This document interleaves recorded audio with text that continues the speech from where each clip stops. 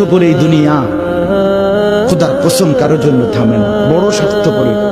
হ্যাঁ, যেদিন বাপের জানাজা পড়ে, যেদিন বাপের লাশ কবরে দাফন করে, সেদিনও বংশধর সন্তান ছেলে মেয়ে ঘন্টা খানিক 2-4 ঘন্টা কাইন্দা কাটটা হইল, রাতের বেলা ঠিকই ভাত খায়।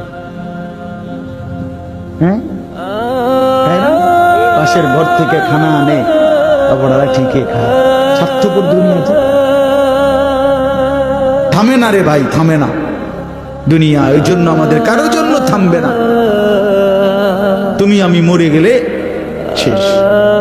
আবারও বলছি কথা, আমি মরে গেলে এরপরে পৃথিবী যত আধুনিকে হোক না কেন, আমার কি কথা বুঝছিনি?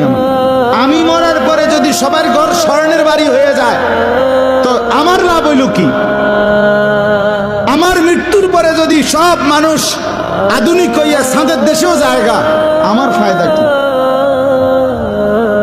আমি তো না, আমি তো মরে গেলাম। যে কবরে চলে গেল সে কি আর ফিরে আসবে?